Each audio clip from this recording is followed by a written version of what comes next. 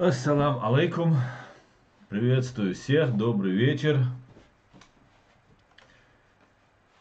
С вами снова я, Аслан Арцуев. Сегодня 1 июня 2020 года. Так, господа хорошие, посмотрим, что вы мне тут пишете. Чему я несказанно рад. Так, всем алейкум ассалам. Сразу всех приветствую. Адама Грузинского приветствую. Хамзата Гилаева. Чинхо приветствую. Алейкум салам. Руслана, мистера Смита, ноунейма, плюсики, ноунейму. Мистер ноунейм. Дерев салам Машалой, Джинво, Машволь.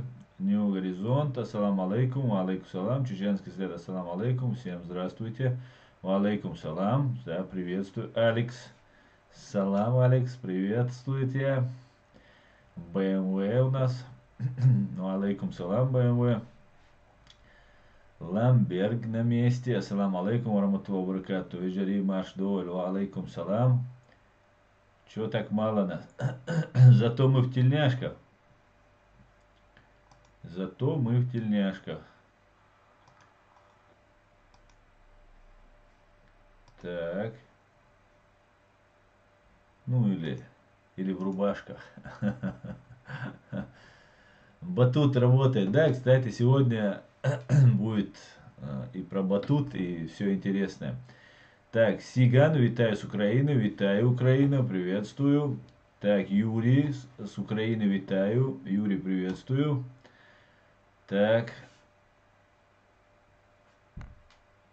Бараев 95, тебя тоже, Бараев, приветствую. Фриман антипутинист на месте. Приветствую всех антипутинистов и антиимпериалистов. Супер. Алекс Ахмед Несила.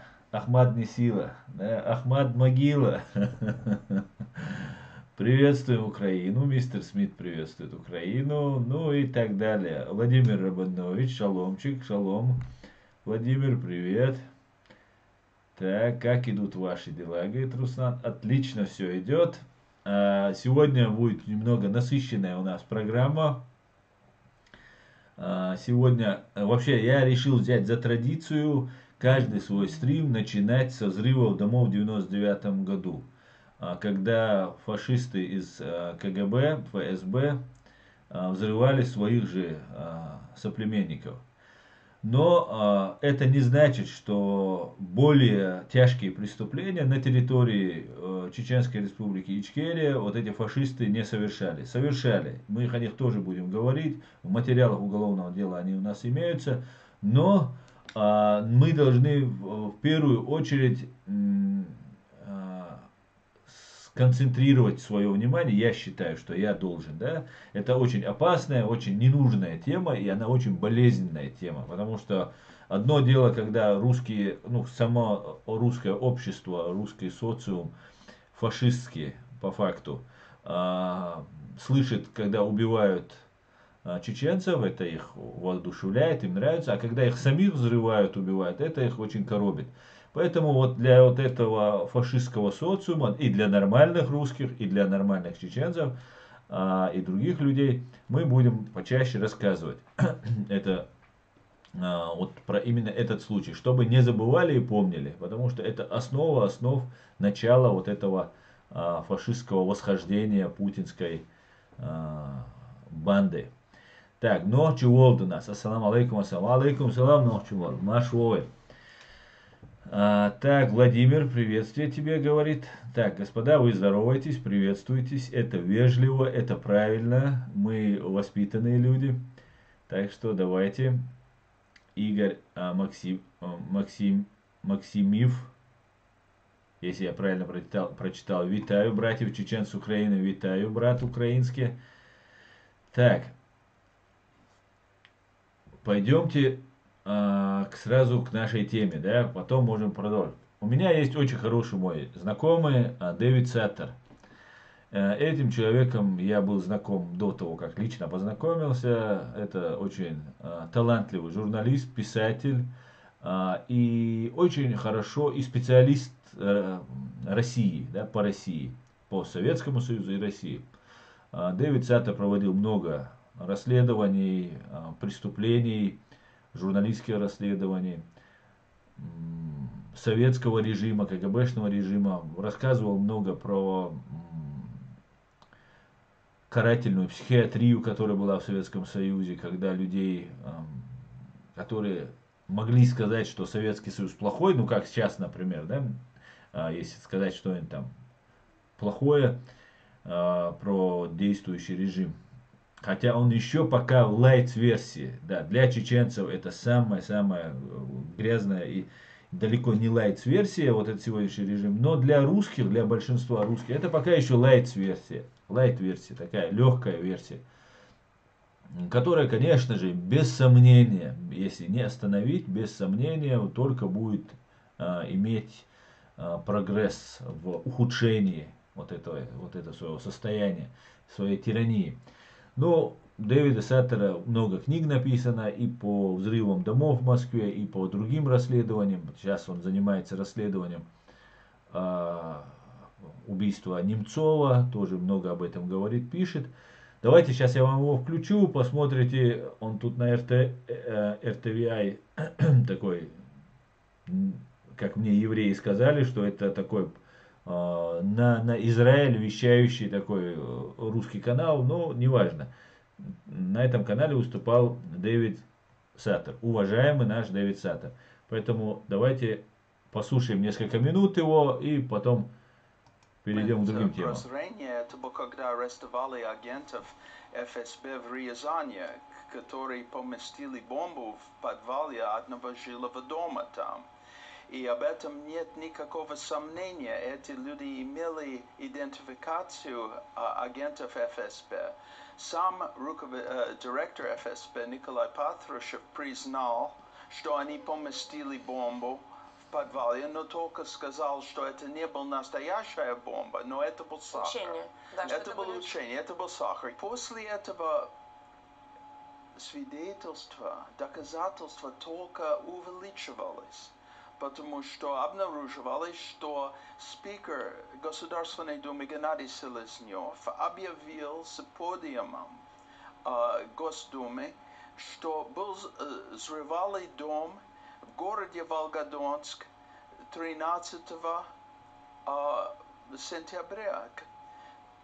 Но здание, которое было взорвано 13 сентября, это было в Москве на Каширском шоссе. Они взорвали дом в Волгодонске 3 дня позже. Но как Геннадий Селезнев знал, что будет взрывать дом 3 дня заранее? Когда здание на улице Гурьянова было взорвано, местные ФСБшники интервьюировали человека, который управляющий домом. И он дал описание человека, который арендовал это подвал. Потом это рисунок исчез. И ФСБ заменил этот рисунок с другим рисунком. Михаил Трепашкин, который... Слышите, что говорит? Да? Сперва фоторобот был составлен на определенного человека. Видимо, он был очень похож. ФСБ заменила, и появился другой человек. Расследовал эти события, видел с чудом оригинальный рисунок, потому что, кажется, одна газета успела использовать этот настоящий рисунок. И это был человек, с кем он был лично знаком. Он был агент ФСБ Владимир Романович, который имел ответственность для контактов с чеченскими криминальными группами. Романович был убит в Кипре в так называемом аварии. Дэвид, почему эта книга нужна сегодня? Я был выслан из России. И... Эта книга называется «Меньше знаешь, крепче спишь». Автор Дэвид Саттер. Всем советую. Решил, что факт высылки дает мне причину просто писать об эволюции России в посткоммунистическом эпохе. Поэтому я писал книгу не только о взрывах в домах, но о как это случилось, что Россия, которая вышла из Советского Союза как результат, в принципе, бескровной революции, нравственной революции, оказалась страна-агрессор. Проблема в том, что другие люди пишут, как плохо Путин. Это не редкость у нас. Есть книги о Ельцине. И никто не может объяснить, почему такой божественный Ельцин выбрал такой ужас, как Путин, как его предшественник. Как будто бы это несерьезный вопрос. Ключевой момент был взрывы в домах. Это был завершение криминализации России под Ельцином. Я читала в вашей статье, у вас был информатор из Кремля, который, в общем, даже предупреждал вас о том, что что-то готовится. Вы пишете о том, что вообще те люди, которые находились в то время, в 1999 году в Москве, они чувствовали, что какая-то история должна произойти, что-то ужасное.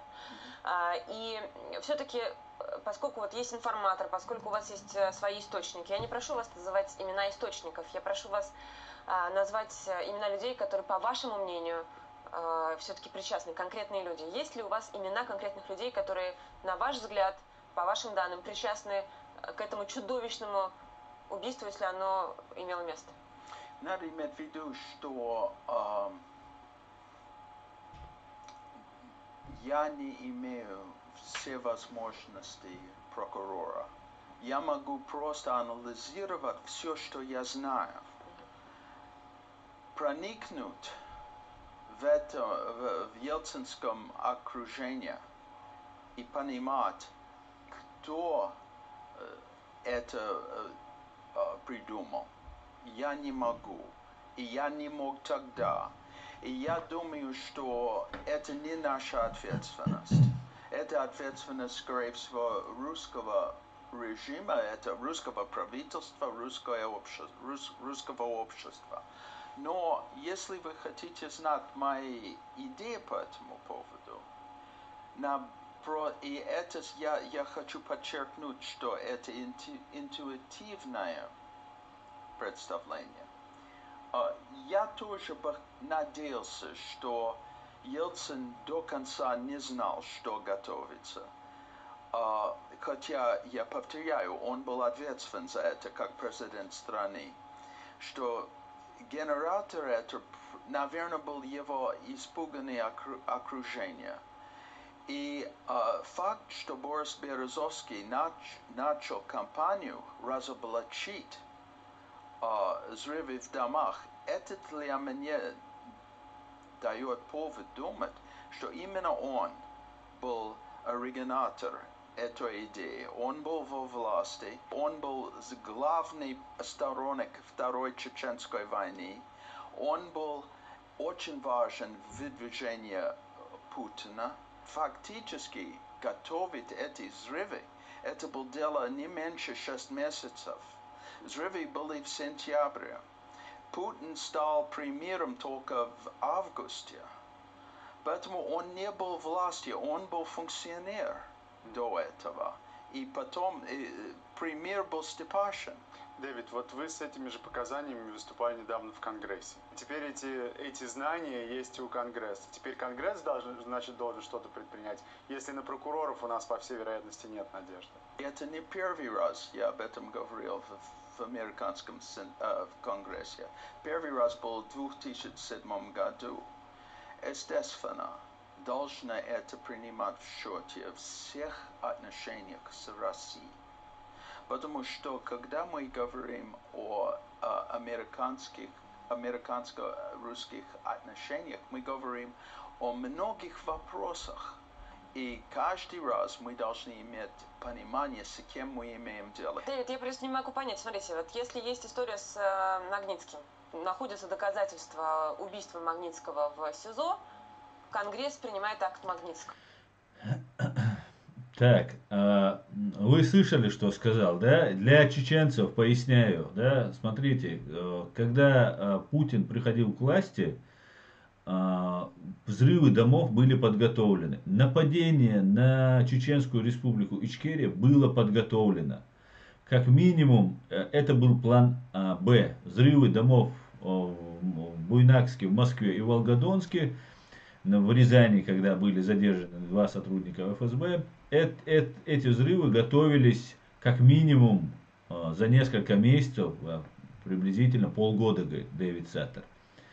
Это, в принципе, так и, наверное, произошло. Война же готовилась заранее. Когда Путин был еще директором ФСБ, он был функционером, как сейчас нам об этом пояснил Дэвид Саттер. Премьер-министром, властью, то есть, был Степашин. Да? Вот этот заплывший жиром, вот это существо. Степашин является зачинщиком первой русско-чеченской войны. Да? Он один из тех, кто начинал эту войну. Ельцин и семья Ельциных обогатились, они миллиардеры, у них огромное количество, они живут в Европах тут и так далее. Я напоминаю чеченскому народу, чеченцы и остальные, кто пострадали, да, от этого режима, и не только чеченцы, и русские тоже пострадали, и русские солдаты гибли, которых посылали на преступную войну. Так вот, чеченцы, Путин и Патрушев, да, Путин это Роснефть, которая качает нашу нефть, и у Путина 2 дочери и еще 2 сына, по-моему, от Кабаевой, Патрушева 2 сына, Россельхозбанк, который находится в Чечне наравне с Сбербанком, других банков там, по крайней мере, несколько лет назад не было. И эти люди, нахворовав эти деньги, они их с собой не заберут, но когда умрут. Но их дети станут миллионерами, миллиардерами и будут здесь жить. Так вот, это все деньги, семья Ельцина и других вот этих бандитов, это все сделано на нашей с вами крови. На наших 300 тысячах убитых. И никогда мы не должны это забывать. Мы должны это не только помнить, но мы должны сделать всячески, чтобы эти средства они вернули чеченскому народу в качестве компенсации.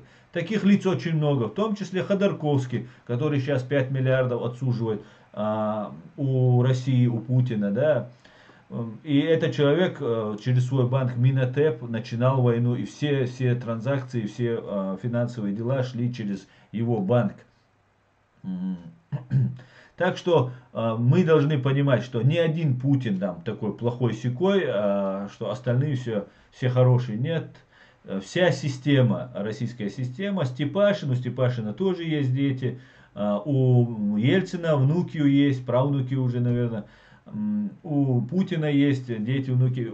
Всем им придется отвечать в рамках действующего законодательства Чеченской Республики Ичкерия и международного права. Да, Алмулла. Не забываем об этом, чеченцы. Они нам должны $1 триллион. Вот эта Россия нам должна $1 триллион. Так возьмем с одних миллиардов, с других 5 миллиардов, ну и потихонечку наберем, пускай выплачивают. И так должно быть до конца, пока не выплатят до последней копейки.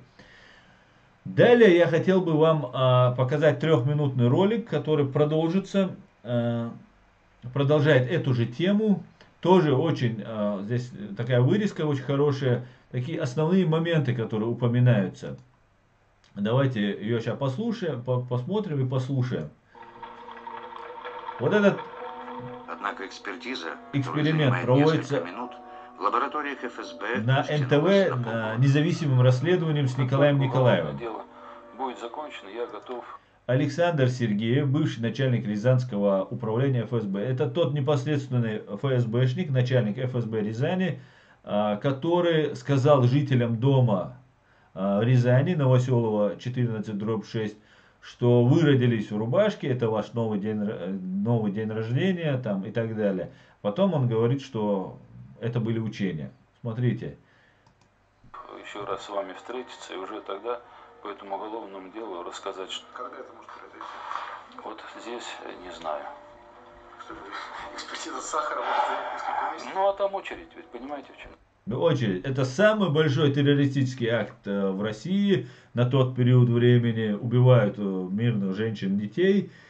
И там очередь, понимаете? Просто очередь. И они месяцами ждут. И еще одно такое правило очень хорошее. ФСБшникам нельзя верить вообще никогда, никак.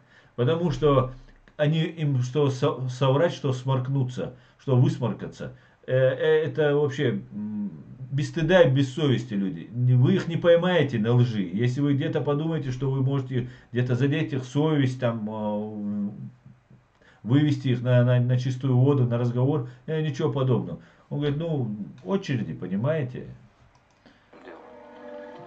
Да, наверное, у ФСБ есть более важные дела, чем взрывы домов.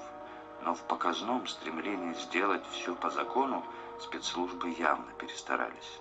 Эти мешки, по утверждению ФСБ, с сахаром, по нашему убеждению, с гексогеном, были изъяты, а дальше было заявлено о том, что проводится дополнительная экспертиза этих мешков. Но если это сахар, вы в этом уверены, зачем вам экспертиза?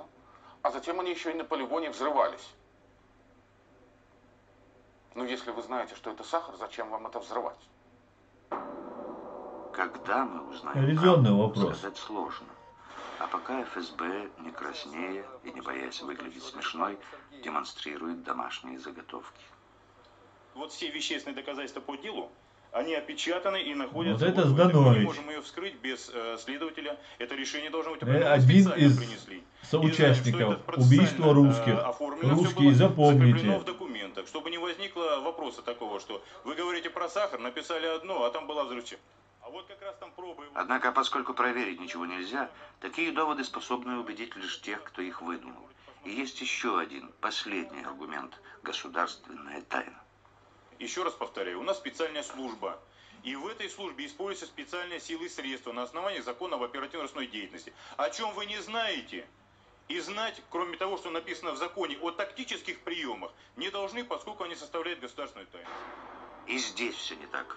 В законе об оперативно-розыскной деятельности нет не то что статьи об учениях, но и даже само это слово не упоминается ни разу. Так что операция в Рязани проводилась явно на каком-то другом основании. И я вот тоже сижу, вот прослушиваю, и не верю в эти сказки, которые сейчас рассказывают вот ФСБ. Я тоже сам бывший военный. Уволился в должности начальника штаба отдельной воинской части. Учений за 28 с лишним лет службы провел, вы знаете сколько?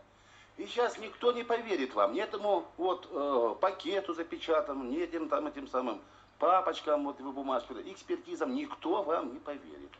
Сама идея об учениях родилась после того, как общественностью был вскрыт факт якобы учений. Учения объявляются заранее. Учения объявляются заранее, да. Но это были не учения, мы все прекрасно понимаем, что это были не учения. И этим делом занялся Павел Астахов. А Павел Астахов это КГБшник. Сейчас он под прикрытием адвоката, ну, по какое-то время у него был статус адвоката. И этот прекрасный адвокат, который был в этой программе «Независимое расследование» на НТВ, и там же он предложил, что давайте я займусь, ну и как бы повел русло в нужном направлении, понимаете, да? ФСБ взрывает, расследование, оно же занимается. Потом, когда уже недовольные граждане, чтобы расследование не ушло в ненужное русло, Павел Астахов собирает подписи, говорит, я вам сейчас все помогу, все бесплатно и так далее, и так далее.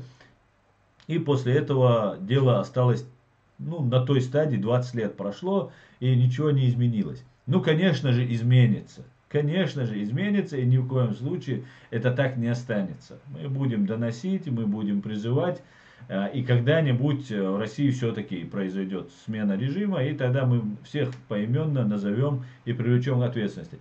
Вот тут Павел Астахов сообщает миру, что дело засекречено на 75 лет. Это единственный террористический акт, в котором обвиняется Басаев Шамиль, легендарный Шамиль Басаев, дело которого засекретили на 75 лет.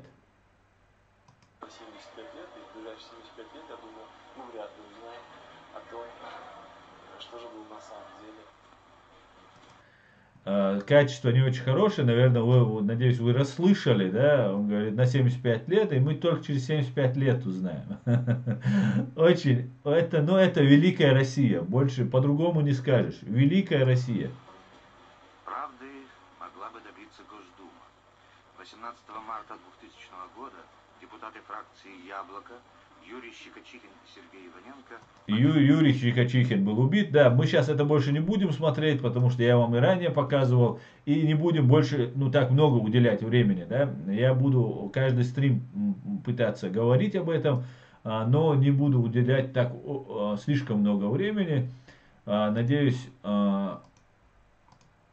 русские обратят внимание. Я в прошлом своем стриме сказал, что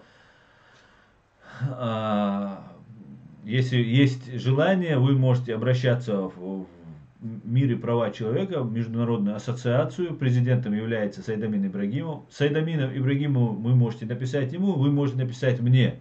Я действую от себя, это не от Сайдамина Ибрагимова. Ну, конечно же, Сайдамин Ибрагимов готов будет в защите прав человека, в том числе и русских, помогать. Поэтому я тогда сказал, можете писать ему.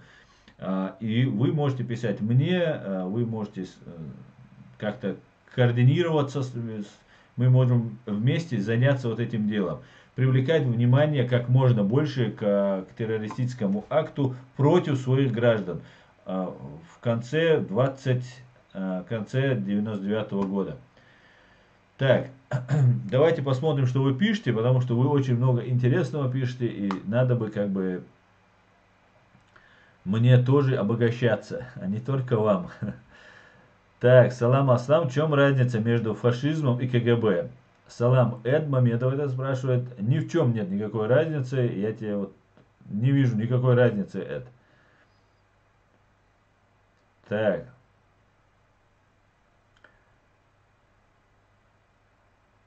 Владимир Рабинович, да, пакетик такой принес, клоуны такие. Сидят и вообще без стыда и совести. И самое главное, все хавают, как говорится, да. Все схавали, утерлись и вообще без проблем.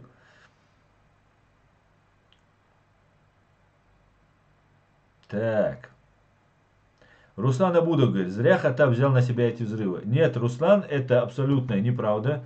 Хаттаб, Басаев, никто не брал на себя эти взрывы. Наоборот, Басаев, я тогда выставлял интервью, говорил, зачем нам это нужно было. Нет, мы это не делали. И как это удачно, он говорит, это совпало, что вот как раз выборы, надо меняться, начинается война, и тут такие взрывы. Очень удачно произошли взрывы. И некоторые чеченцы винят нас самих в том, что, вот, например, Басаев пошел в Дагестан, из-за этого Россия на нас напала. Ну, я скажу так. Во-первых, конечно же, это я, когда Аслан Арцуев, я по прошествию стольких лет и уже задним числом я уже понимаю, что вот не надо было так делать и так далее. Может быть, я поступил бы тогда по-другому. И я не Шамиль Басаев. Тогда решение принимал Шамиль Басаев. И он совершил спасательную операцию для спасения аварских женщин, детей, которые были зажаты в Дагестане, окружены Степашиным, между прочим, который дал гарантии, что можете строить здесь шариатские суды там, и так далее, и так далее.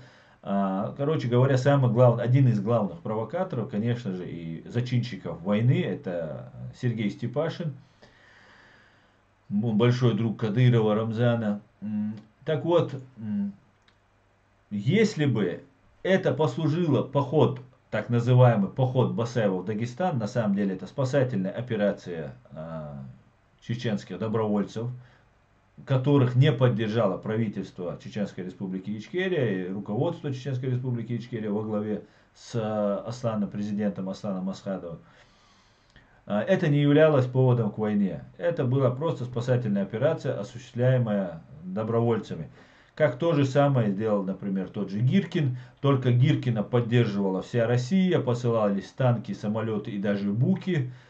И Путин, президент России, открыто поддерживал вот эту вот это сепаратистское движение, которое организовано было полковником или подполковником ФСБ Гиркиным. В Чечении же все было ровно наоборот. Басаев пошел, Масхадов сказал, что не имеет чеченский народ и чеченское государство не имеет никакого отношения к этому, это обычные добровольцы.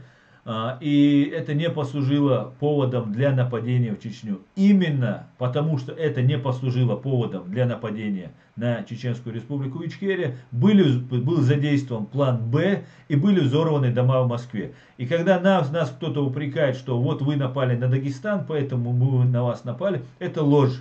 Потому что бомбардировки Грозного начались на второй день после того, как в Рязани были задержаны 2 сотрудника ФСБ. То есть 22-го были задержаны, 23-го уже началась бомбардировка Чеченской республики Ичкерия. Все, уже Путин послал все эти войска и пошел ва-банк. И у него это получилось. Получилось, потому что весь лицемерный мир промолчал, сделал вид, что они поверили, а трусливый и никчемный русский народ утерся и сказал: ну ладно, если Вова говорит, что убивать чеченцев, пойдем свои садистские наклонности удовлетворять и убивать чеченцев, мучить, пытать, грабить чеченский народ. Поэтому ни в коем случае мы не принимаем то обвинение, что спасательная операция Шамиля Басаева послужила поводом для нападения.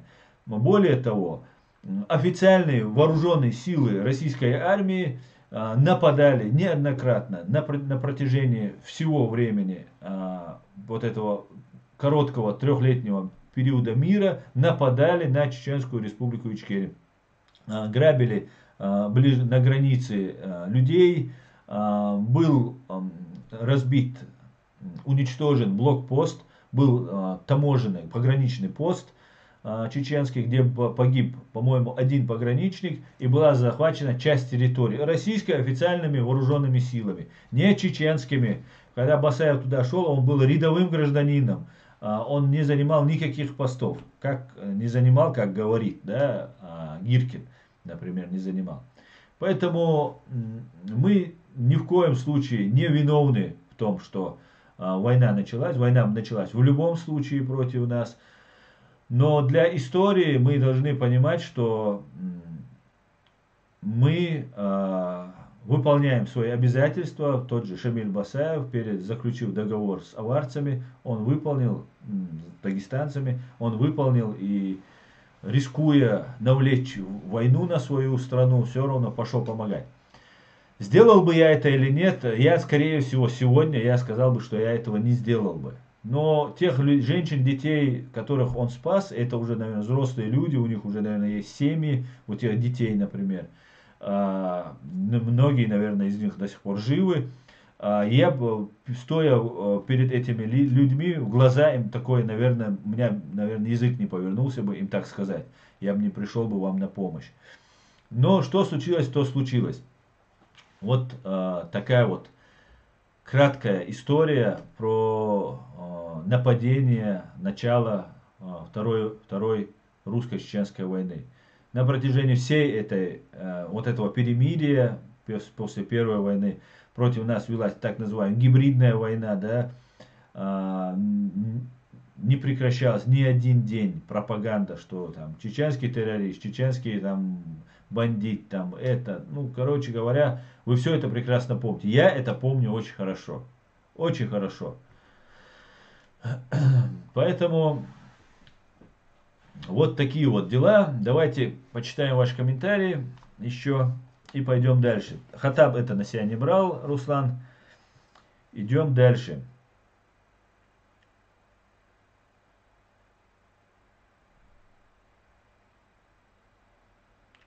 Фриман антипутинизм. Цитирует Виктора Шендеровича. Подкладки русского государственного патриотизма почти непременно зашита имперская тема. Виктор Шендерович. Так.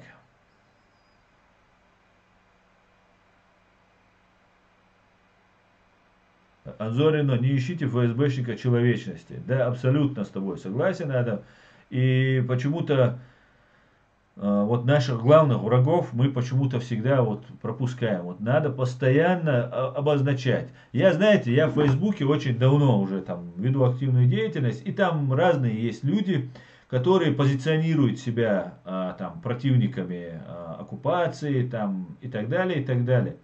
И когда я говорил, они начинали там разные споры, кто-то там кого-то обвиняет там, в исламизме, там, чрезмерно. Хотя, да, вспоминая ту тему, сегодня у меня буквально была дискуссия со своими там знакомыми, товарищами, друзьями, что вот это поход этот был подогрет вот этим исламистским угаром, когда мы там пели песни, что вот захватим Иерусалим. Кстати говоря, тогда песни петь не считалось почему-то зазорным, потом это стало очень зазорным, что мы захватим Иерусалим, там победим там Россию, там победим всех кафиров, там и так далее, и так далее. Этим занимался канал Кавказ Удугова. Это чистой воды удуговщина. И когда эта спасательная операция готовилась, Удугов выступил на своем телевидении и сказал, что мы впервые в 21 веке нападем первыми на кафиров. Мы не будем строить комбайны, нам не нужны комбайны, мы нападем на кафиров. Я не знаю, за что так комбайны не понравились Удугову, но Удугов до сих пор жив. Десятки и сотни тысяч людей погибли после того, как первыми решили напасть. Меня нет, чтобы сказать, мы проводим там какую-нибудь спасательную операцию, мы помогаем людям и так далее, и так далее. Нет, надо было рассказать, что мы захватываем весь мир там и так далее, и так далее. Удуговщина — это большое зло оказалось для нашего народа. И это тоже нужно признать. И на благоприятную почву удуговщины ложилась пропаганда КГБшников, ФСБшников про вот этот исламизм, что мы должны со всем миром там перевоевать, там построить халифат там и так далее. Это тоже правда, наша вина тоже в этом есть. Мы поддавались на провокации, мы были полезными идиотами. Я в том числе попадал на эту пропаганду, и многое мне пришлось осмысливать, читать, изучать, слушать разные мнения, чтобы прийти к более-менее ясности картины. Так, возвращаясь к тому, что мы сейчас тут обсуждали. Так, я сейчас пропустил то, что мы сейчас тут говорили, потерял я. Тайные методы ФСБ, взрывы домов в 99 году, говорит чеченский след. Так, Адам Грузинский, всем. Наша оккупация и уничтожение началось именно с подрыва этих домов. Не ленитесь, распространяйте любые материалы подрыва этих домов. Абсолютно с тобой согласен, Адам. Фриман, антипутинизм. Русский мир — это мир варваров, не способных созидать. Алексей Заводюк, главный редактор сайта Главпост, блогер, музыкант. Хамзат Гилаев. Эти записи у меня записаны на видеокассету еще с тех времен. Респект, Адам. Респект, Хамзат. Ирина Петрова. Запомните мои слова. Очень скоро понадобится мгновенно ориентироваться, и я не пойму, с каких пор ТВ стало надежным источником. Прекрасно перевели внимание с юридической площади страны, а дальше все хуже. Так. Хамзат Гилаев. Астахова подкупили, дав должность присматривать за детьми. Да, совершенно верно. Астахов стал полномочным представителем по несовершеннолетним там, или по детям, как это там называется. Кстати говоря, Жириновский, это значит, Астахов стал соучастником. Он все понял, раскопал, ему дали должность, его купили. Значит, Павел Астахов является убийством русских женщин, детей и стариков в 99 году. Также соучастником является Жириновский Владимир Вольфович, овес, пропущенный через лошадь, который заявил, что, прямо в Государственной Думе заявил, что Селезнев за 3 дня сообщил о предстоящем взрыве в Волгодонске и об этом заявил. Через какое-то время, вы видели у меня тут на ролике, тоже было это, Путин наградил Жириновского, сказал, что очень важный человек и так далее, и дал ему пост вице-спикера Государственной Думы. И 11 лет он с 2000 года до 2011 года просидел на этой должности. Так что все они соучастники, все бандиты и преступники. Так, пойдемте дальше. Ингуш 100 душ. Аслан, а почему некоторые чеченцы признают только Ичкерию против Хаттаба, но за Басаева, так как если Хаттаб был в подчинении Басаева? Сложный вопрос, я не знаю, почему. Хаттабу у меня никаких вопросов нет. Хаттаб был воин, доброволец, который приехал и отдал свою жизнь за нашу свободу. Единственное, какие вопросы у меня возникли, да, после первой русско-чеченской войны нам нужно было всех собрать добровольцев, Хаттаба и других остальных, и сказать, что никаких должностей, никаких командных или групп возглавлять вы не будете. Вы только рядовые граждане. Почетные граждане, заслуженные граждане, вам полагается пенсия, награды и так далее, это бесспорно. В противном случае вы должны покинуть нашу страну. Вот такое должно было отношение быть ко всем, в том числе и к Хаттабу. Но война не закончилась тогда, и наши руководители знали прекрасно. Ахмед Закаев на одном своем митинге, выступлении говорит, они не ушли, они вот здесь стоят, недалеко на границе они стоят, русские. Они в любой момент могут вернуться.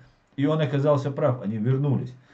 Поэтому я не считаю, что Хаттаб был какой-то плохой, Басаев хороший. У каждого были минусы. Ну, Хаттаба минусов я не знаю, он был чисто воин. Он делал то, что ему говорит Басаев, или там возглавлял свой отряд и воевал. Никаких террористических актов Хаттаб не замешан, по крайней мере, никогда об этом не было слышно, даже из лживой фашистской российской пропаганды. Поэтому к Хаттабу у меня нет никаких претензий, в принципе, быть не может.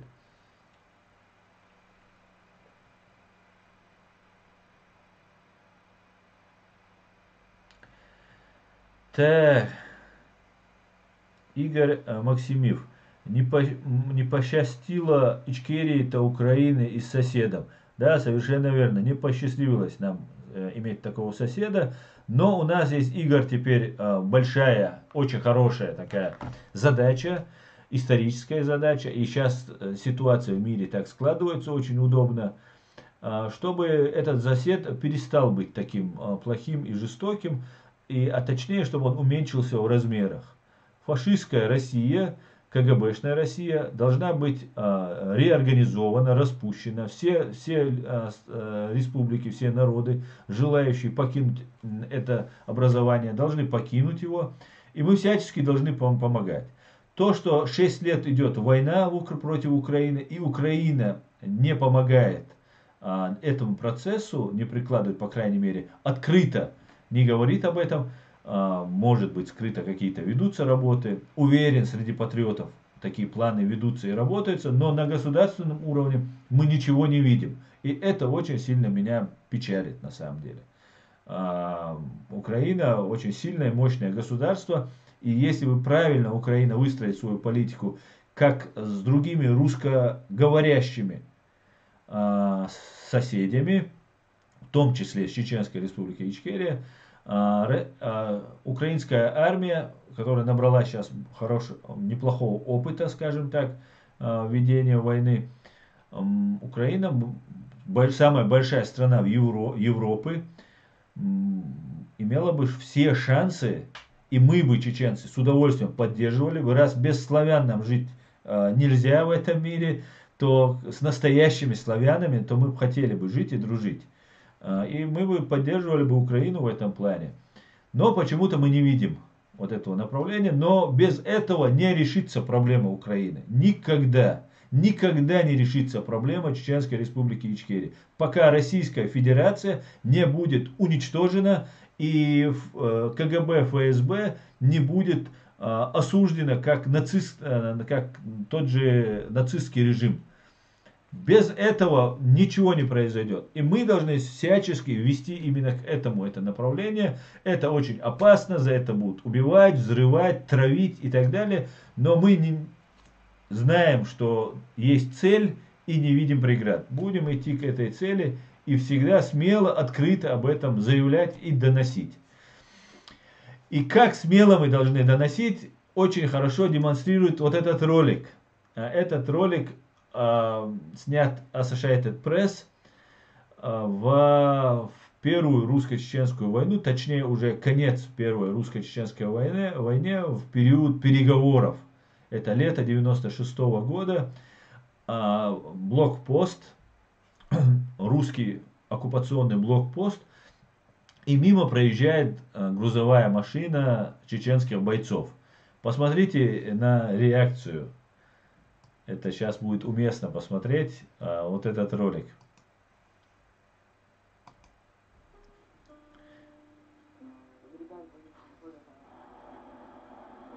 Вот едут чеченские бойцы на кразе.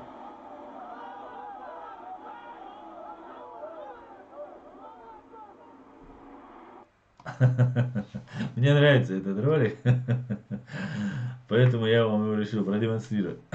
Так, давайте дальше.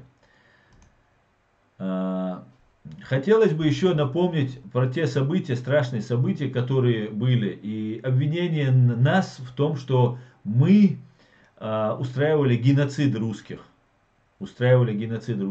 Нам об этом говорит Альфред Кох, преступник, проживающий, вор, коррупционер и соучастник геноцида чеченского народа, проживающий здесь на западе, на юге Германии, который без сомнения, на мой взгляд, занимается разведывательной и подрывной деятельностью против западных стран, в первую очередь Германии и Соединенных Штатов Америки. И этот человек должен быть или вышвырнут, или же привлечен к ответственности. Как только Международный уголовный суд в Гааге заработает, обязательно я буду первым, кто будет лоббировать вот этого человека в списке на обвиняемых. Так, смотрите, нас обвиняют в том, что мы устраивали геноцид русских. Вот смотрите, убиты русскими фашистами, оккупантами, убит наш гражданин Чеченской Республики Ичкерия, наш русский. Его тело лежит на улице, на простреливаемой местности, и чеченцы, рискуя своей жизнью, вытаскивают тело вот этого человека, этого дедушки.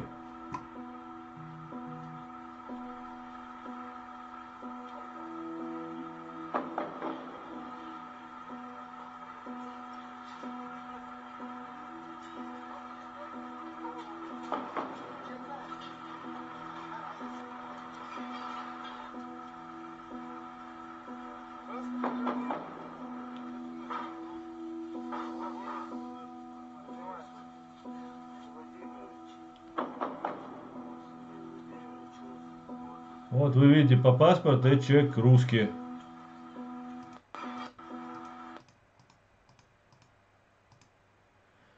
Крупов или Крупнов Сергей Владимирович. Человек русский. Там еще одно тело лежит, видимо, это вместе с ним. И их тоже пытаются чеченцы вытащить.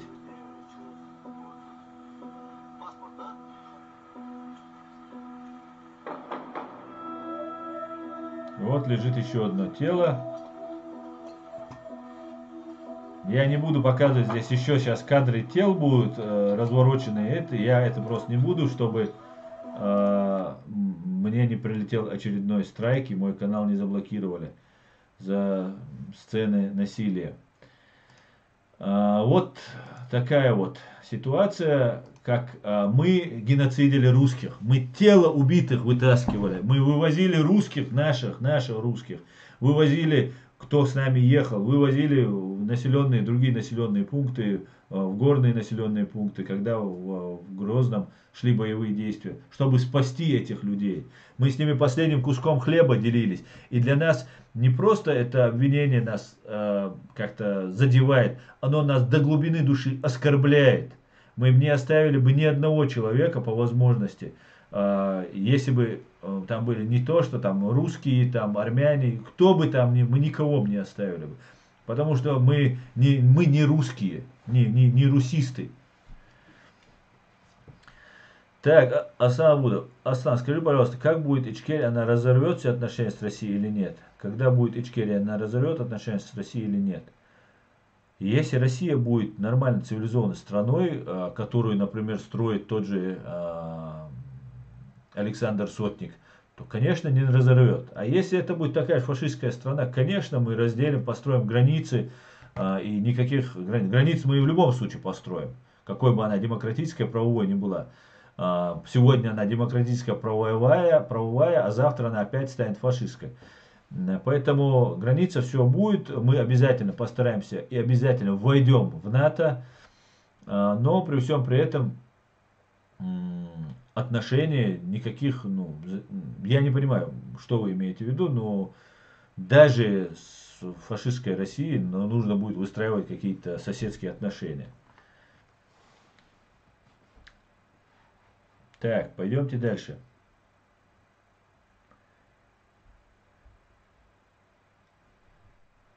Хамзат Гилаев. Есть разница, Аслан. Немцы не взрывали свои дома, чтобы начать войну. Да, абсолютно с тобой согласен.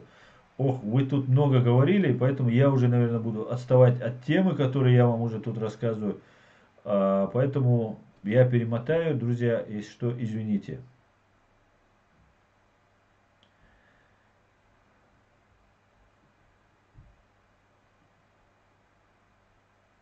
Америка это колония Англии, Кавказ это колония Руси. Америка уже не колония Англии. Когда-то да, сейчас уже нет.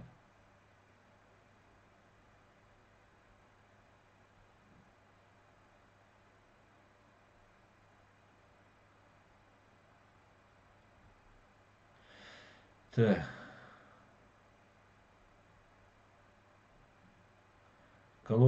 Так. Анзорина, если Россия говорит, что хороший, значит плохой, если говорит хороший, значит плохой. Простая логика.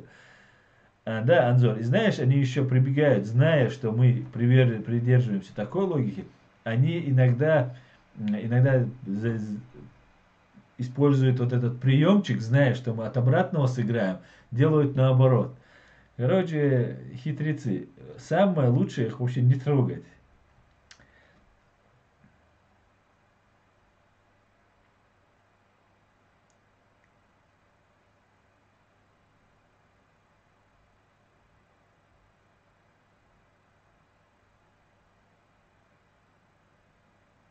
Так, Фриман антипутинизм напоминает, цитируя Сергея Дубовец, русские никогда не говорят правду.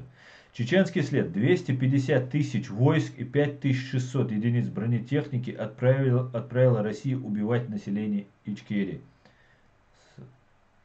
Верно. Фриман антипутинизм. Россия это Нигерия в снегу. Неужели вам нравится идея, что шайка безумных ковбоев контролирует мировые поставки энергии? Сергей Брин, владелец поисковой системы Google. Адам Грузинский. Правда. Расскажи, как твой академик аж прямо плачет, когда наши братья устраивают марши и митинги в Европе. Атхунца атиш. Ишбош. Да, кстати говоря, им очень не нравится, когда мы устраиваем, мы не против кадыровцев говорим в этот момент, да. Конечно же, это их власть, и если эта власть пошатнется, они пострадают, и это они понимают. Но мы говорим привлечь ответственности за 300 тысяч убитых наших граждан. 30% нашего народа убили русские. Этот факт никуда не... Мы можем быть вежливыми, хорошими, понятливыми, жить, созидать, развиваться, но у нас 300 тысяч человек погибло. Все, их нет, этих людей. Они хотели жить, они больше, чем мы хотели жить, вероятно, но их нет. Женщины, дети, старики, инвалиды. У нас огромное количество инвалидов, психологических инвалидов, физических инвалидов. Мы в финансовом плане, в материальном плане потерпели на триллион долларов убытки. И все это забыть, извините, господа, вы не с теми связались. Так, пойдемте дальше.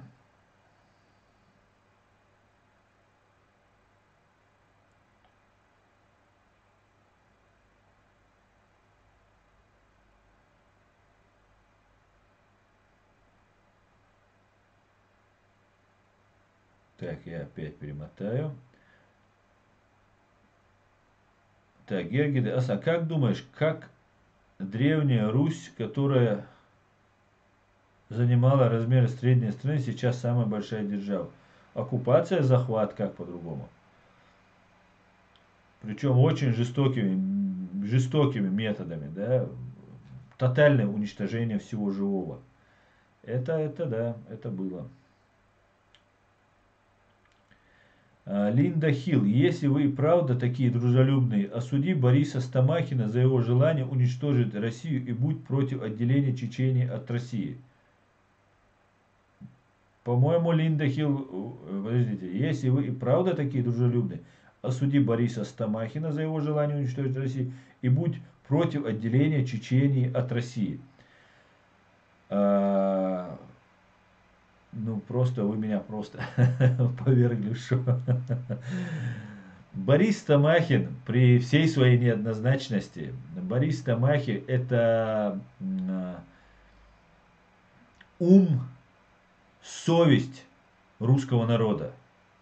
Если бы не такие люди, которых единицы, как Борис Стамахин, я бы не уважал бы русский народ в целом. Да? Его идея о уничтожении вот этой фашистской тюрьмы народов, она очень верна, и он ее давным-давно озвучил. И он, как русский человек, пришел к этой мысли и пониманию.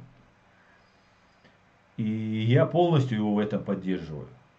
Отделение Чечни от России, я, конечно же, не только за то, чтобы отделение Чечни, я за то, чтобы привлечь всех виновных ваших фашистов, которые начали войну против моей страны и убили 30% нашего народа, наших граждан, в том числе и русских, в том числе и других национальностей. Я тут не говорю про чеченцев, я говорю про всех наших граждан.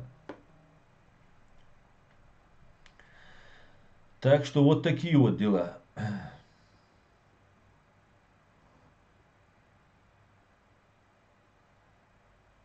Пойдемте дальше. Игорь Максимович Асан, скажите, пожалуйста, как вы думаете, почему Дагестан и Ингушетия не поднялись на борьбу за независимость против России? Игорь, это очень хороший вопрос. Но, скажем так, во-первых, надо признать, массового такого стремления за независимость в Дагестане нет. В том числе его не было в Ингушетии на тот период времени. Но и с другой стороны, есть еще рациональное объяснение этому. Если бы убрать дамоклов меч, который висит над ингушами, над кабардинцами, над черкесами, над дагестанцами, и дать свободно им волеизъявиться, то я убежден, что и дагестанцы, и другие народы, конечно же, сказали бы, что хотят жить независимо. Потому что ни один нормальный, здравомыслящий человек не может не хотеть жить независимо. Это ненормально. Это человек раб, если он не хочет жить независимо. Я считаю, что по сравнению с нами, с чеченским народом, они более смирились с ситуацией. Да? И это произошло не только в 1994-1991 году, когда мы объявили о своей независимости, восстановили свою независимость. Даже когда и в другие времена, когда у нас были вспышки, восстания против оккупационного режима, на тот период краснопузых, НКВДшников, дагестанцы тоже не сильно. Да, есть часть дагестанцев, которые борются, помогали нам в нашей борьбе, но в массе своей и тогда дагестанцы особо не бунтовали и не требовали независимости. Поэтому в первую очередь я считаю, что это дамоклов меч, который висит над нами. Мы рискнули. Мы рискнули и получили свою независимость. Да, наша страна оккупирована, но она временно оккупирована. Эти стадии, такие ситуации переживают практически все народы. Даже та же Америка, Соединенные Штаты Америки, тоже были когда-то под оккупацией, но освободились, и у них было попроще, там между ними был океан и так далее, но много стран пережили, и ничего страшного в том, что сейчас произошло, ничего не то, что не страшно, это очень страшно и очень трагично, но ничего необычного истории народов с чеченским народом не произошло. И мы, конечно же, добьемся, вернем свое законное право на свою страну. Но, не говоря об этом, хотел сказать, что вот, считаю я, две причины. В том, что сознательность дагестанцев, она стала ниже, и ингушей, они себя признавали советскими гражданами, сейчас российскими, по большей части. Но в первую очередь это признание, оно происходит из-за той силы, которая может в любой момент превратить просто в пепел и Дагестан, и Ингушетию, как это было с Чеченской Республикой Ичкерия. Но за нами следили, нам помогали, нам сочувствовали, в том числе и в военном плане помогали, и непосредственно принимали участие и чеченцы, и дагестанцы, и ингуши, и другие народы, нагайцы, кабардинцы, карачаевцы, черкесы. Много кто нам помогал, и непосредственно и воевали даже, но и с надеждой, что у нас получится, что мы освободимся, и тогда у них будет такая возможность. Ну, посмотрим. Так, Reality French English, Маш Вовер, Reality. Асназ, зачем американские дроны летают над Чеченией? Это хороший вопрос, Reality French English. Когда в прошлый раз я в своем стриме упомянул про дроны, которые летают, и у меня тут в комментариях мой зритель написал, что он видел два дрона, которые летают, соседом он видел дроны над Чеченской Республикой Ичкерия. Кадыров исчез, и несколько дней его не было. Я сейчас не хотел бы, чтобы опять куда-то спрятался, но я должен ответить на твой вопрос, поэтому придется мне это тоже сказать.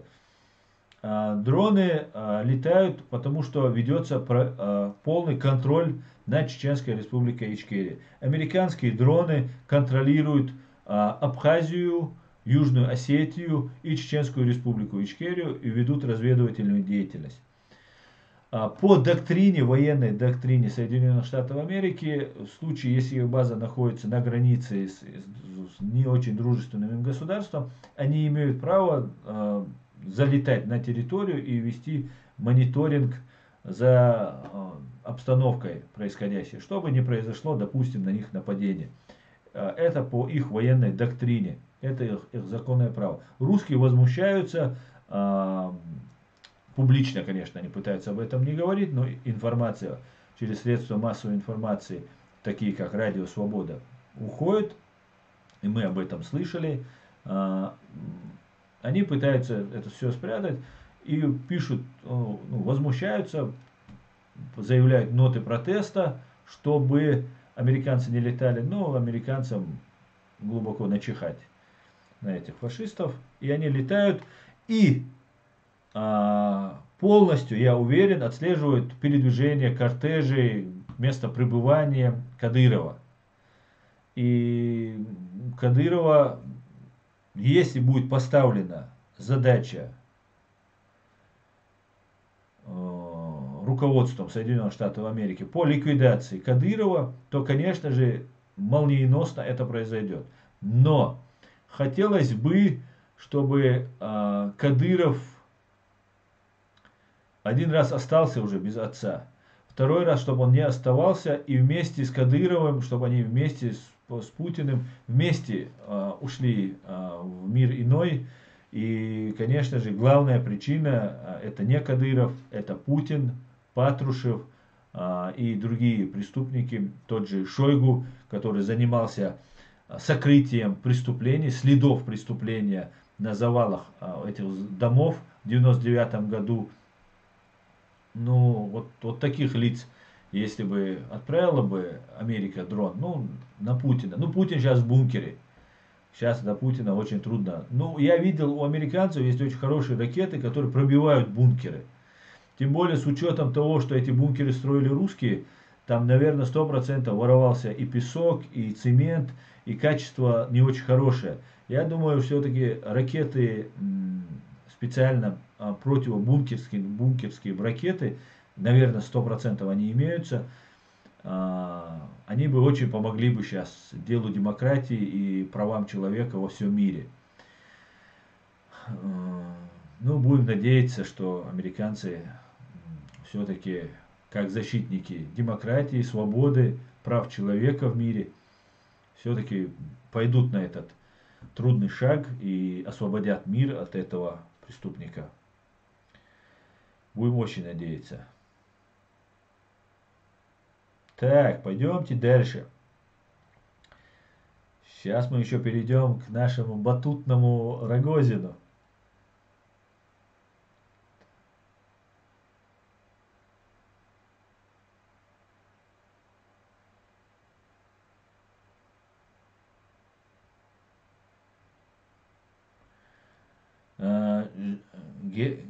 Гергия ДАД. Так, не буду я это читать, надоел ты уже. Чеченский след. Просто они знают, что с ними сделают русисты. Шариковые, вакуумные, игольчатые, глубинные бомбы полетят на роддома, школы, наводить конституционный порядок. Убивать будущих боевиков, как это сделал Путин. Да, вот это дополнение к моему ответу. Совершенно верно, чеченский след. По поводу того, почему Дагестан, Ингушетия и другие народы пока молчат. Так, пойдемте дальше. Правда, Истиныч, где они летают на Чечню? Аллея, Маях и Приходчушу. Это нарушение международных прав, умники. Слушай, ты, Правда, Истинович, о каком международном праве ты говоришь? Твое право, это Кадыров сказал. Это раз. Во-вторых, это на самом деле правда. Валлахи, это правда. Я это не придумываю. Это сообщаются ваши русские хозяева, пишут ноты протеста, говорят, не летайте над нами и так далее. Ладно, говорят, над Абхазией и Южной Осетией, как бы это не наша территория, но над Чеченией вы не должны летать, они говорят. И американцы им показывают большую фигу или просто игнорируют. И поэтому это правда, валлахи, это правда. Так, Хамзат Гилав, Аслан, дерез хуйлон, дел дуа духма висон, дел рез масерна хуйл, Хамзат, дерез хуйл, руна. Так, пойдемте дальше.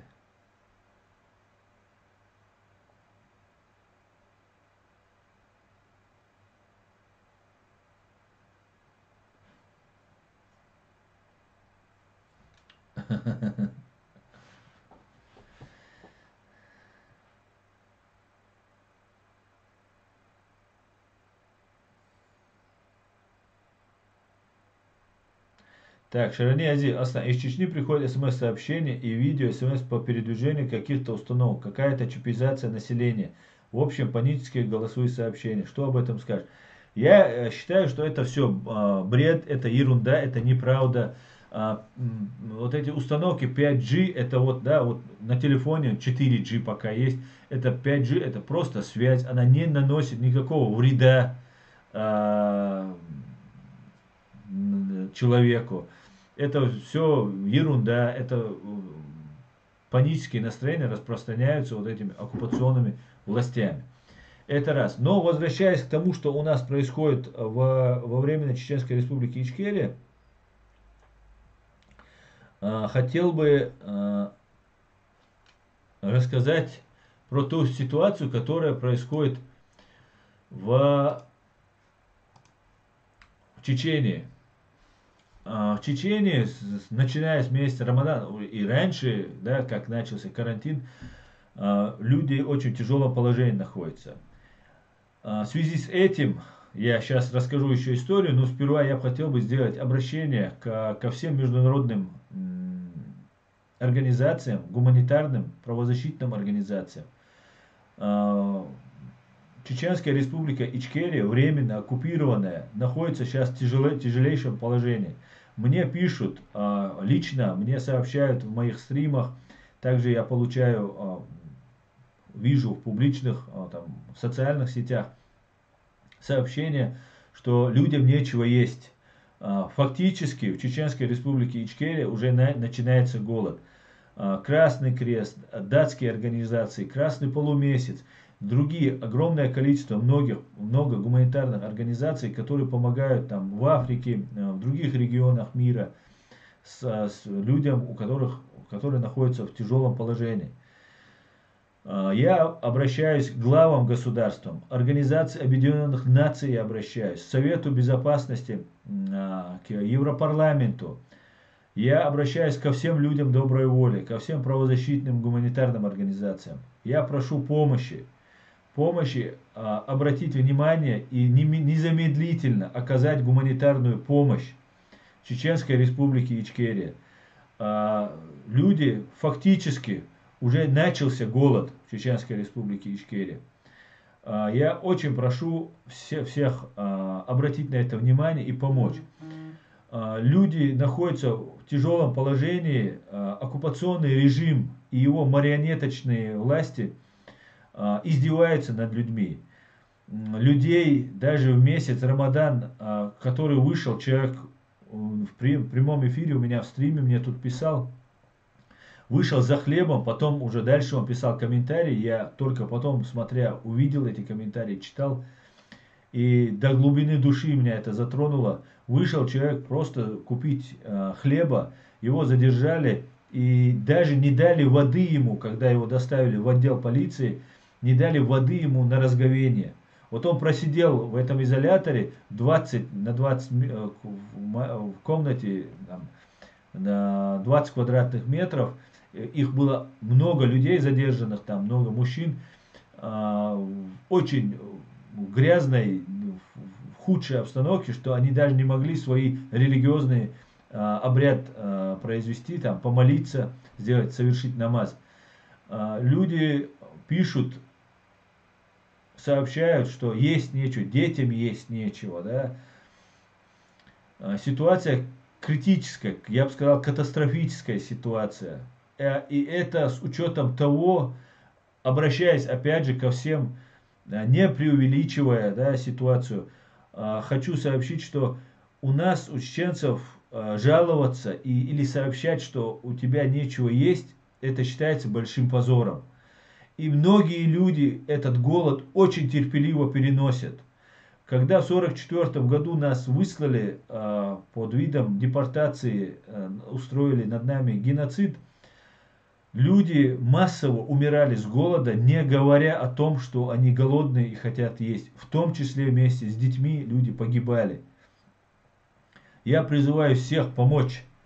Я этим обращением не ограничусь. Я дальше буду писать, привлекать, обращаться к нашему правительству, обращаться к руководству нашей правозащитной организации и к другим всем людям, всем чеченцам, в первую очередь, обращаюсь. Давайте сейчас призовем мировое сообщество оказать гуманитарную помощь.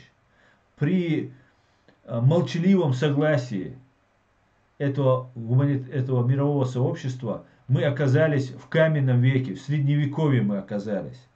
Наш народ, народ Европы, древний народ, самобытный, народ оказался заперт в тисках фашистской России. Мы призываем, мы просим о помощи, мы призываем помочь людям, которые находятся в тяжелейшем положении в Чеченской республике Ичкерия. Так, я вам сейчас покажу видео, где люди сообщают о беспределе, который творится. Здесь он говорит на чеченском языке, людей выводят видят на улице, их ловят и пристегивают к забору наручниками, к столбу наручниками. Пытаются всячески унизить. Те, кто это совершает, во-первых, вы подонки, сообщаю вам. А во-вторых, вы нас не унижаете, вы унижаете себя в первую очередь. Вы за все будете отвечать. Дал мулла. И на этой земле, в соответствии с международными правами и нормами, и, инша Аллах, на том свете вы будете отвечать. Дал мулла. Я вам сейчас покажу здесь титры на русском языке. Это сообщение гуляло по WhatsApp. Титры на русском языке. Минутку внимания. Вот пристегнутый, вот вы видите человек пристегнутый. И вот побритый на лысо. Кадыров недавно всех призвал своих подельников побриться на лысо. И вот с бородами они тут стоят. Это так называемые кадыровцы. Это банда ФСБ кадыровцы. Минутку внимания. مكادش قوم شلقو توبس دب تقعد يحقر شي سنتقل باغديش وبر إبلي تنيرش ديل ما باخوش دال خيني ديل ما باخوش دال خيني إخاد سليلين دول يتوال تب كودي ليشور سليلين كاجان سيم عشق ناش إليني يوه كوري تخليو الآسيا سنة إيتنا هيا بعق عشبنا هيا عتبايتنا إليني سنك أنتن كورقا مقتون كورقا أكينا يتن قحدة دينا лип гинеколог цунц индамикин из-за цун вешена вообще страшно он тут единер сосо бехке усо арвалан бехке вот илац бош итина цун ахта тут цун кантана итина хамба тайти харус терга адам шамил дал айзер орт декан хаберкне хунд не живой не мертвый бу хорош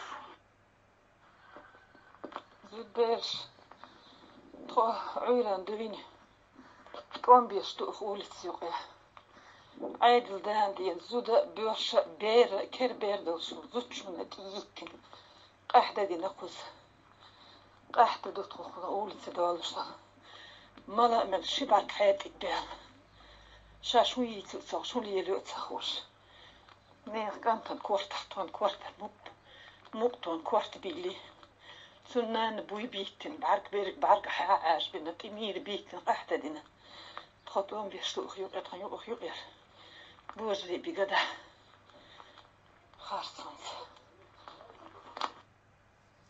حاجة قصير قوم إلا تبرو ما بعد يتنلعت قوم أي رون إس سر أرى لعت فبشي كنتي كورت عباشي وش وقل تبشو سندو حبا قوم دي تعبيت نق بالله هيت سو هر دعوتين شو دعيو كي تحقق قصة دعوينا صديق از مسكون لينز دعوينا ك إرد بوا بقى سيم عشرة ببشي نفكا كويو دون تدوبشا قاعدة دون أنا تيجي كذا لا يوقع خلا يستاهلوا يداتي وقصة وإصلاحها يوقع ليفوت إن داي رسيكي سنك أنتي يقود عبيقنا سكورتي إلينيا سن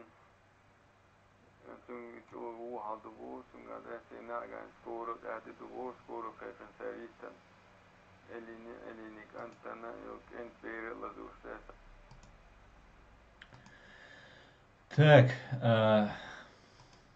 я так понял из этого видео, что на этом фото, видео лысый с бородой, все-таки это были не кадыровцы, и, если я не ошибаюсь, так она вроде сказала, что там это чей-то родственник был. Если это так, то я ошибся. Так, смотри, дальше что происходит после того, как эти люди по голосовым сообщениям, по средству WhatsApp распространяют информацию. После этого начинается массовое задержание всех, кто разглашает эту информацию, и начинаются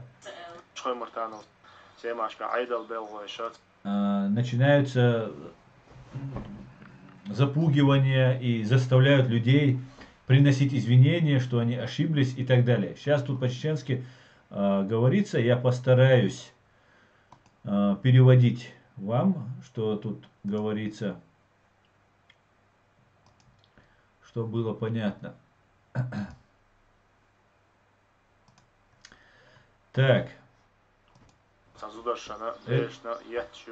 Вот этот представитель этих населенного пункта Самашки, по-моему, религиозный какой-то представитель, и он говорит, что вот гуляет такая информация, что избивают женщин, детей и так далее. Мы это проверили. У них там оперативный штаб работает.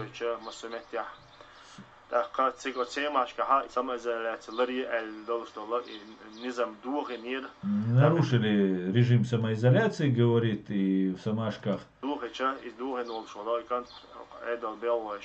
Один человек, и мы его задержали.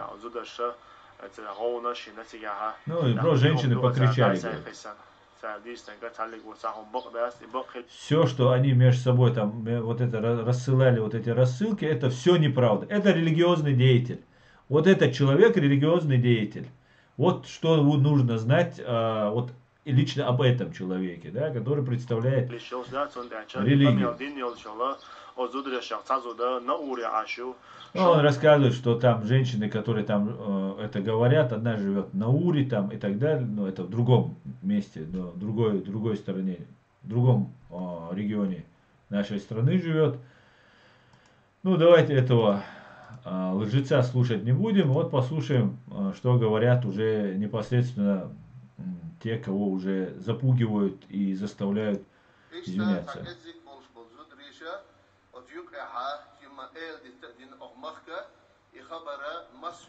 Ну, там люди, женщины разные, ну там вы слышали только что, там были и мужские голоса. И это не все, вот то, что вот попало сюда на предыдущий ролик, который я вам демонстрировал. Но он тут говорит про женщин.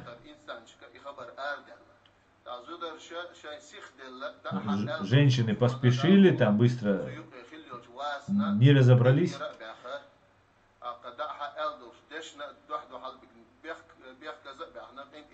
Все эти женщины уже извинились. Вот. Вот этот человек, видите, в маске, в черной маске защитной, пришел в дом к людям и заставляет их извиняться.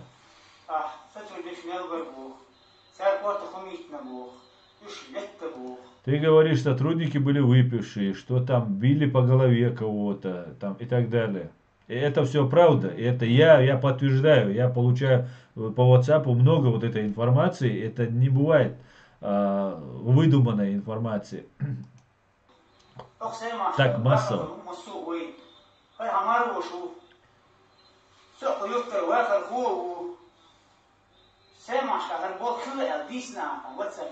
Я житель этого села, я не видела ни пьяных, я не видела ни сотрудников. Зачем, если ты не видела такие вещи, говоришь?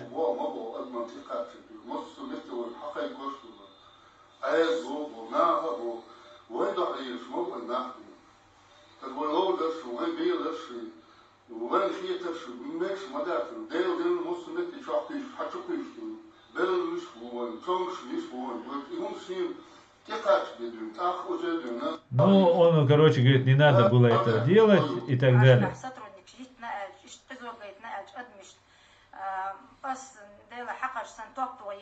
Но когда я услышала, что сотрудники избили, я сказала, что как свинью надо пристрелить этого сотрудника, говорит вот эта смелая женщина.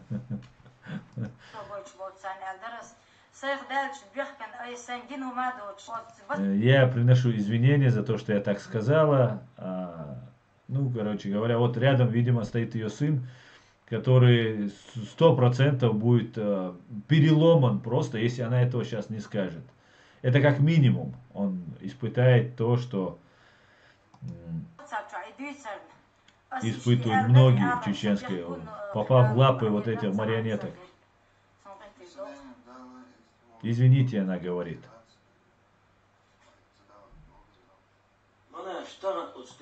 Вот этот парень тоже извинился. Вот теперь еще один какой-то религиозный. Вот они безрукавка обувают вот в этой форме. И это чеченская форма, часто ее носили. Но они ее дискредитировали так, что уже видеть просто противно их и эту форму. Вот ты сказала, что ты там видела человека прикованного и распространила информацию. Что ты видела? Я ничего не видела. Я никого привязанного не видела. Я там не была. Моя вина в том, что я это прокомментировала, когда увидела фотографию. Я больше так не буду. Я прошу прощения.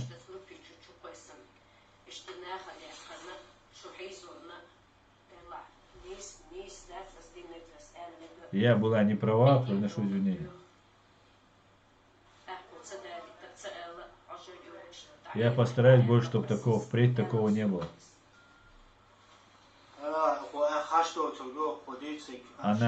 Она была не права. Мы приносим свои извинения. Я постараюсь, чтобы больше такого не повторилось.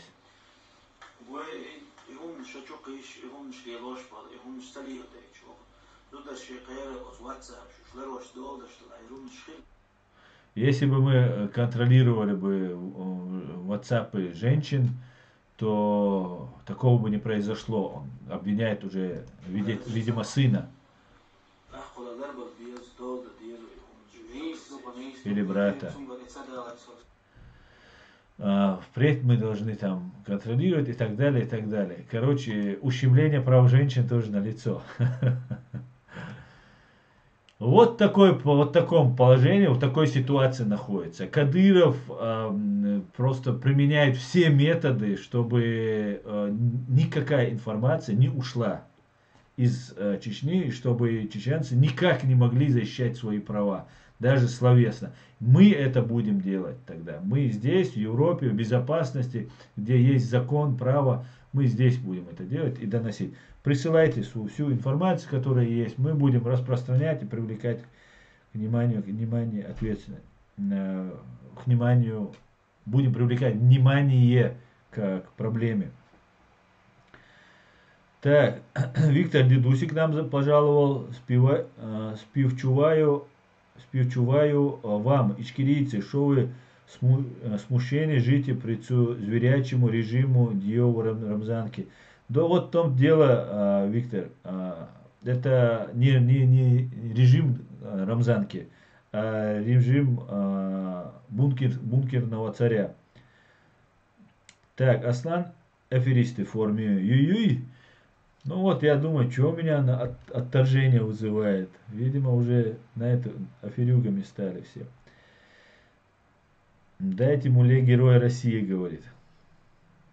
Видите, как он пальцем ему разговаривает, да, пальцем. Ну да, показывает, что жест пальцем, ехидная улыбка, это твари, мул вонючий. Говорит, так, пойдем. Это свинство так обращаться, Владимир Рабинович говорит, совершенно верно. Игорь Максимов. Получается, кадыровцы уничтожают собственный народ. Как кадыровцы смотрят в глаза чеченцев, как они вообще живут среди вас? Игорь, именно это мы об этом вас предупреждаем. Мы предупреждали, что на вас Россия нападет. Еще в 96-5 году Дудаев об этом предупреждал. Мы предупреждали, я буквально за год, уже понимая, что у вас там нагнетается криминогенная обстановка, говорил, что на вас нападут. И сейчас мы вас предупреждаем. У вас то же самое будет. У вас вот эти, как в Крыму поставили, Крым-то там добровольно вошел, все такое. А когда захватят территорию, то, что творятся, вы же знаете, что творится в Донецке, Луганске, в этих тюрьмах. Вы же обмениваете пленных, эти же пленные рассказывают. Вы видели, как отрезана рука только из-за того, что у него герб его страны на его руке. Отрезали человеку руку, живому человеку отрезали руку.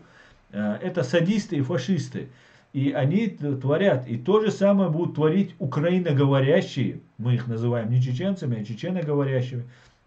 Это россияне, украиноговорящие. И вы видите, Донецкий, Луганский, да, они творят и будут творить то же самое. Тот же Захарченко, помните? Он бы тоже творил бы и творил у себя в Донецке, Луганске и будет творить. Поэтому мы вас предупреждаем, боритесь как можете. Ни в коем случае не думайте, что они вас оставят, пощадят. Вы будете унижены и на новые имперские войны будете отправлены. Ваши мужчины, молодые люди будут отправлены на войны. Лучше сражаясь погибнуть определенной части против оккупации, чем потом после оккупации еще больше людей будет погибнуть. И вы в рабстве, и еще все равно придется этой части гибнуть. Определенной части. Так, давайте тогда закончим на этой теме. Перейдем, у нас время уже заканчивается, перейдем к нашему интересному моменту. Да, это сейчас уже время у нас заканчивается. Я вам хочу рассказать про Дмитрия Рогозина. Это фашист. Это фашист, который на самом деле не скрывает, что он фашист, не притворяется каким-нибудь другим человеком. Он из русских националистических организаций, это КГБшник, старый матерый КГБшник, который зигами приветствовал еще раньше, до Первой русско-чеченской войны, там мутил вот этих разных националистов. И в Украине они тоже, кстати говоря, 100% имеются, вот эта агентура. Но мы сейчас не об этом. Вот представляю вам Дмитрия Рогозина. Дмитрий Рогозин возглавляет сейчас Роскосмос. Ну, то, что осталось от него, он возглавляет. Российский космос. Тут он сообщает, что это видео как раз 2014 года. Тут он сообщает, что они ведут санкции, против России ввели санкции, и он говорит, что мы ведем ответные санкции, и американцы летали на Международную космическую станцию с Россией. И он говорит, что в случае, если там, ну вот вы сейчас все услышите, будем отправлять их батутом, говорит. И это стало мемом сейчас уже, это его выражение. На заявление мы будем отвечать заявлениями, а на действия. На заявление мы будем отвечать заявлениями, а на действия действиями. Поэтому они говорят, не трогайте Международную космическую станцию и эти программы. Окей, но тогда давайте так мы сделаем. Если они хотят нанести удар по экономическому потенциалу российского ракетостроения, то пусть тогда батутом доставляют своих астронавтов на Международную космическую станцию. Вот батутом он предложил. И, о чудо, через 6 лет американцы запускают в космос ракету, но не на батуте. 8, 7, вот он тот самый запуск, который с 2001 года или с 2001 года американцы... Liftoff of the Falcon 9 and Crew Dragon. Go NASA, go SpaceX, Godspeed, Bob and Doug. America has launched. So rises a new era of American spaceflight, and with it the ambitions of a new generation continuing the dream. 20 seconds into flight, stage 1 propulsion is nominal. Теперь они начали утверждать, что американцы выводят атомные боеголовки в космос, ну и так далее. Запуск произошел отлично, космонавты долетели, астронавты по-американски сказать, долетели до орбитальной станции, находятся уже состыковались, находятся уже на этой станции орбитальной. И все у американцев отлично. Но что делать Батутину? Батутину. И у меня здесь есть одно видео есть и одно фото есть. И я вам хочу его продемонстрировать. Но перед тем, как показать это фото, я вам покажу, это компьютерная графика, как Илон Маск исполняет песню специально для Рогозина и бывшей космической страны России.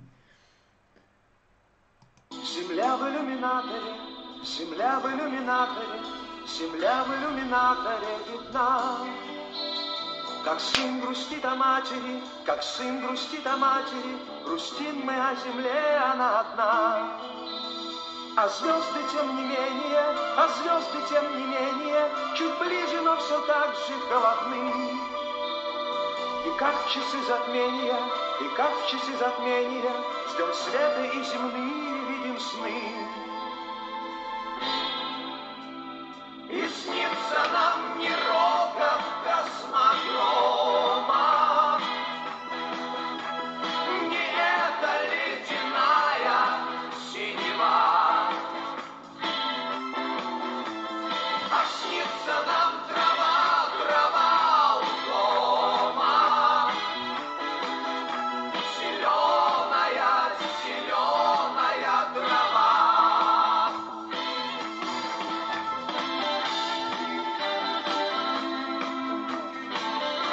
А вот Рогозин на батуте вылетает. Русские же не сдаются. Путями неизвитыми, прошит метеоритами простор. Оправдан риск и мужество, космическая музыка, вплывает в деловой наш разговор. На этой прекрасной ноте я бы хотел бы закончить наш стрим. Спасибо, что смотрите, спасибо, что поддерживаете. Все будет Ичкерия, Далмула. И, конечно же, продолжаем работать и привлекать внимание к нашей проблеме. Всего самого хорошего. Ассаламу алейкум. Спокойной ночи. До свидания, друзья.